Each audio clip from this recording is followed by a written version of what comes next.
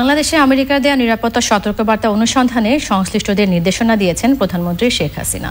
তবে এ বিষয়ে বাংলাদেশকে জানানো উচিত ছিল বলে মনে করেন তিনি। আওয়ামী লীগের কেন্দ্রীয় কার্যনির্বাহী সংসদের বৈঠকে তিনি আরও বলেন, যারা আগুন দিয়ে মানুষ পুড়িয়ে মেরেছে তাদের বিরুদ্ধে মামলা হয়েছে, কোনো মিথ্যা মামলা হয়নি। দেশের উন্নয়নে ঈর্ষান্বিত হয়ে একটি গোষ্ঠী ষড়যন্ত্র করছে বলেও মন্তব্য করেন প্রধানমন্ত্রী। বিস্তারিত পান্থর রহমানের রিপোর্টে। বাংলাদেশ আওয়ামী লীগের আগামী সম্মেলন, মুজিবনগর দিবস পালন সহ সংগঠনের ভবিষ্যৎ কর্মপন্থা নির্ধারণে আলোচনা করতে কেন্দ্রীয় কার্যনির্বাহী সংসদের সভা।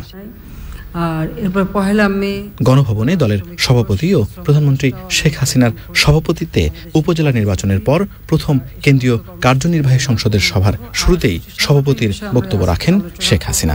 এ সময় অর্থনৈতিক উন্নয়নে বাধা হয়ে দাঁড়ানো বিএনপি জামাতের অগ্নি সন্ত্রাসের উদাহরণ টেনে তিনি বলেন, জাতীয় ও আন্তর্জাতিক পর্যায়ে সাফল্যের কারণেই মানুষ তাদের উপর আস্থা রেখেছে। প্রায় ৩,৯০০-র মতো গাড়ি, বাস, ট্রাক, লঞ্চ এগুলি পোড়ানো, আর মানে জীবন্ত মানুষগুলিকে আগুন দিয়ে দিয়ে তারা পুড়িয়েছে। তাতে প্রায় ৫০০-র কাছাকাছি মানুষ মৃত্যুবরণ করছে। অনেক মানুষ এখনও সেই আগুনে পোড়া ঘা নিয়ে কষ্ট করে জীবনযাপন করছে।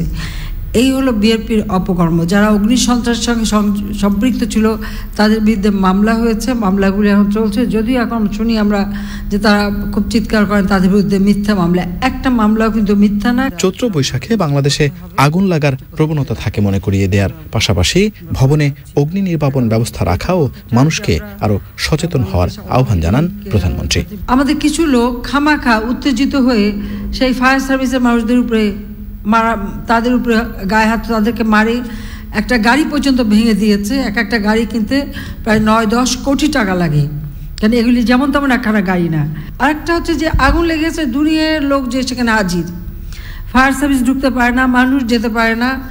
এটা কোন ধরনের একটা ব্যাপারটা সবাই দেখতে চায়। আর সেলফি তুলে, মানে সেলফিটা না তুলে কয়েক বালতি পানি নিয়ে আসুক বা আগুন নিভানোর একটা ব্যবস্থা করুক বা উদ্ধারের কাজ করুক। আমাদের দেশের মানুষের এই মানসিকতাটা পরিবর্তন করতে হবে এবং সেখানে আমি অবশ্য সাধুবাদ জানাবো, কারণ আমার কাছে যখন খবর আসলো, আমরা আশেপাশে কিছু ইউনিভার্সিটি আছে যে ছাত্ররাও এসেছিল এবং অন্যান্য লোক।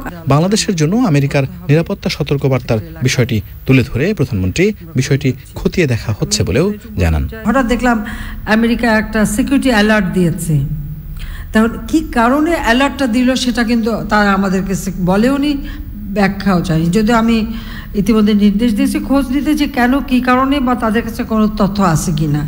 যদি কোনো তথ্য থাকে যে কোনো ঘটনা ঘটতে যাচ্ছে, তো তাদের একটা দায়িত্ব আছে, এটা আমাদের অন্তত সে বিষয়টা জানানো বা আমাদের গোয়েন্দা সংস্থাকেও জানানো, যেন আমরা তা মোকাবেলা করার ব্যবস্থা নিতে পারি। কিন্তু হঠাৎ আগুন লেগেছে, সেখানে আগুন তো সব দেশেই লাগে, ওই আমেরিকায় তো আওয়ামী লীগ মানুষের কল্যাণে কাজ করছে উল্লেখ করে আয় বৈষম্য কমিয়ে আনার লক্ষ্যের কথা জানান বঙ্গবন্ধু কন্যা। পান্থর রহমান, চ্যানেল আই, ঢাকা।